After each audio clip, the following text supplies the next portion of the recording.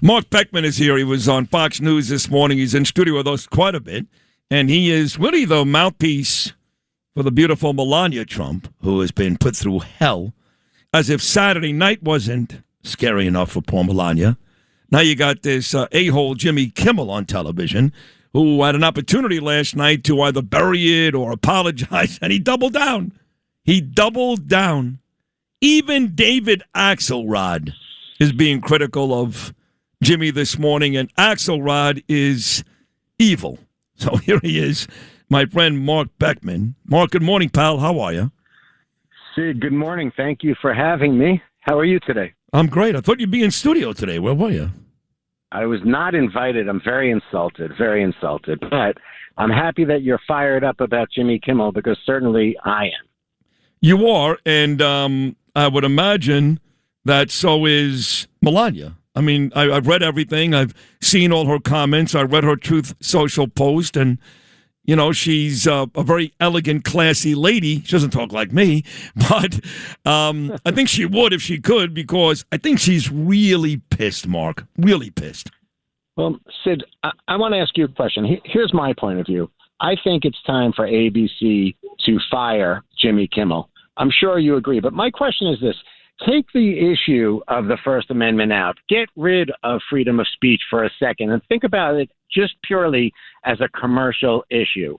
Why on earth would ABC and the advertisers want to affiliate with Kimmel when time and time again he's spewing this political vitriol, which is resulting in this type of behavior, in political violence? Why does ABC want to affiliate with that? I'll tell you why. And I'm glad you asked me the question, because I know you respect me. Ratings. But here's the problem. He gets horrible ratings. Like, if you said to me he was getting astronomical ratings, and I know it's going to sound shallow, but, you know, these TV broadcast stations will deal with that, because ratings means revenue, and they will do their best to explain away even the most evil behavior, if in fact that's the case. Where I can't figure it out is he does all that. Like you said, he inspires maniacs like Cole Allen, and he gets no ratings. And maybe his revenue is great. I heard that wasn't great either. What is it? What is this loyalty that they've got to him? I don't get it. So no viewership. We both align on that. Maybe, I'm curious what you think about this too. Now I'm interviewing you. Maybe there's a trend here that's part of a bigger mean-spirited ecosystem that the Democrats are running. So, for example, you're seeing this type of politically violent rhetoric coming through academia, the government and politics, entertainment, even in sports, as you are very well aware. So do you think there's like a bigger agenda or like a deeper sickness in society where we can't just have respect for differing opinions? We have to stoop down to the level of violence? 100%. And ABC is right there at the top. You know, whether it's Good Morning America, there's not one person on that show, from Robin, God bless her, to Strahan, to Stephanopoulos, that respects this president. George's show on Sundays is awful. The only network that looks like they're trying is CBS, and that's because Barry Weiss has stepped in, although for some reason, Barry Weiss allowed Norah O'Donnell to call Melania's husband a rapist and a pedophile. She read the manifesto, but she used those words on Sunday night, and I thought that was over the line. I really did, but at least Barry is trying. These other networks, Mark, ABC, NBC, forget about the cable networks. I'm talking about ABC, NBC. Yes, they hate President Trump, and I'm not saying they encourage it, but they're okay with people like Kimmel on their airwaves. O'Donnell's comments shortly after an assassination attempt to the person who they were trying to kill are outlandish. They really are. And people are just normalizing this behavior now. It's almost as if this is common, you know, for the entire Democrat Party. And it's interesting to mention, I heard you mention before I came on air, David Axelrod. I think he's the only person from the Democrat Party on the political side of things who's come out and said, okay, he should apologize. Fetterman also, I'll give Fetterman credit. Fetterman has some real moral clarity there, as you're very well aware. Well, Fetterman's not even he's not even a Democrat. He's a Republican at this point. It's silly to call him. But you're right. Nobody else. I mean, forget about the comments from Kimmel. They were bad enough. You had her husband. Somebody tried to murder him on Saturday, and no one has really stepped up and said anything. James Carville came out and said, "I don't want them to kill the president. I want to watch him suffer." That's James Carville. He's got the biggest voice in the whole Democratic Party, right? The economy's stupid, going back to the Bill Clinton days. So, yeah, not many have stepped up. David Axelrod, I thought, was kind of weak, pussyish, if you will, in his response. Don't bite him, but at least he should apologize. But you're right, he's the only one, right? That's it. So what has the Democrat Party become? Kind of like your Mets. I mean, you're sitting here with a party that's standing up behind Mamdani, standing up behind Ilhan Omar. Yeah. What is it today that they can't get behind this type of a situation and say political rhetoric, violent rhetoric is not acceptable? Why is David Axelrod the only one who's done it half-baked? And Fetterman. I know you're saying Fetterman, for all practical purposes, is on our team right now. But, at the end of the day, what is the Democrat Party when they're standing behind Ilhan Omar, they're standing behind Mamdani, and they don't have the moral clarity to say this is not okay anymore? This type of rhetoric is getting to people who are mentally insane, who are sick, and they're carrying out violent acts. It's going from words to action.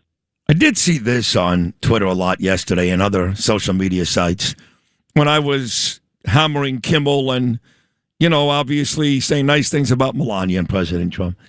I saw a lot of people posting videos of Trump saying stuff. And they would be like, oh, really?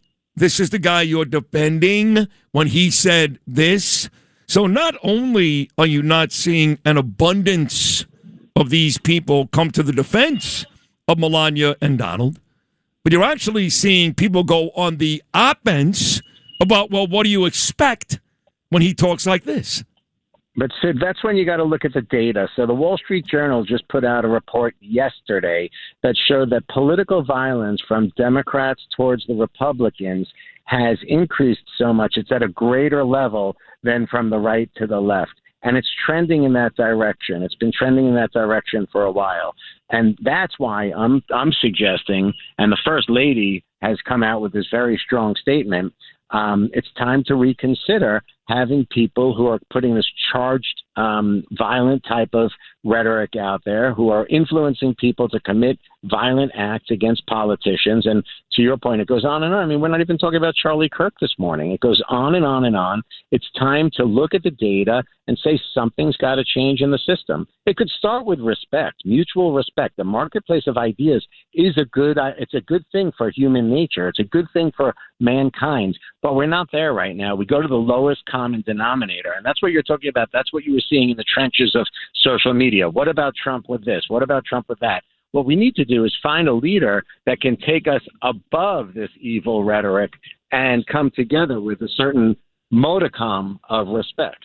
True, and that's not Hakeem Jeffries, who doubled down on that word warfare yesterday. Graceful. I want to know from you, you speak to Melania, I guess more than anybody next to the president, and forgetting about Jimmy Kimmel for a second, Mark, but Sunday morning or late Saturday night, did you have a chance to talk to her not long after the assassination attempt?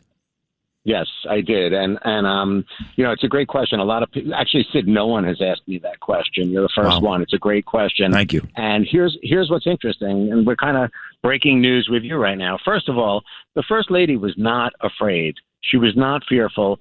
She was the first one to realize what was going on. And if you watch the videotape again, you'll see she ducked and went under the table. She was the first one. Second, she's strong. She did not get injured. People are speculating that she was hurt. But if you watch the president's press conference afterwards, you saw her standing there in solidarity with everybody.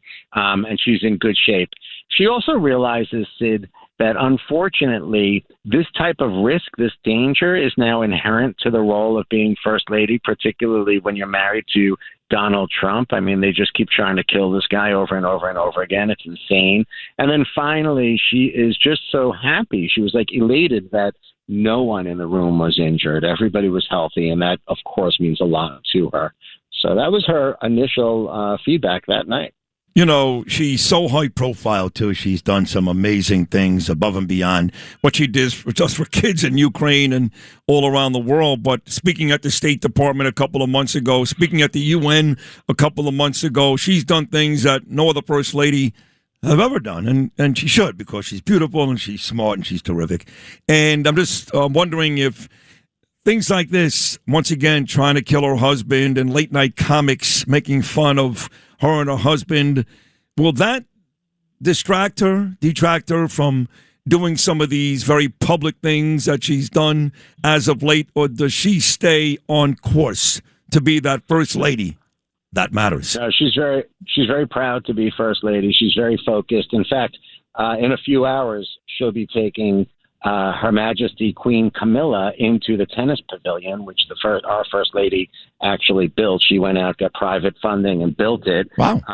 Back in 2020, which isn't spoken about a lot. But she's going to go over there, and she's got a bunch of kids that are in the state champions that are in her presidential AI challenge, and they are going to have a really cool cross-cultural exchange rooted in education. First, the kids are going to wear MetaQuest head goggles and use VR to learn about England. They're going to go to Buckingham Palace and other iconic locations in England where the Queen will tell them about it. And then the kids are going to be wearing Meta glasses, and the First Lady has curated a bunch of artifacts from America, and they'll be learning with the Queen and the First Lady about American history and through these American artifacts. So she's very focused. That's all part of her Fostering the Future Together initiative. She's focused and she's doing great. That's fantastic. Well, do me a favor, please. I know she did enjoy her time here about 2 months ago. Please give her my best and tell her I think Jimmy Kimmel should be fired, and thank God everybody's okay. And you, Marc Beckman, you're awesome. You're not good, you're great. Thank you for this appearance. It was fantastic. Stay beautiful, Sid. We appreciate you. I'll definitely pass your message along to the First Lady today. Look who's talking beautiful with that long, beautiful hair you've got there. You got a nice tan. You look great, Marc Beckman. Great job here today. Thank you so much. There he is, the voice and even the face on television for Melania. He's a terrific guy, our friend Marc Beckman. Thanks for listening to Sid and Friends in the Morning. You can hear Sid and Friends in the Morning weekday mornings at 6. If you like the podcast, share it with your friends and listen anytime at WABCRadio.com and download the WABC Radio app. Hit that subscribe button on all major podcast platforms. Plus, follow WABC on social on Instagram, TikTok, Facebook, and X. See you next time for a new episode so you never have to wonder. What the heck is going on here?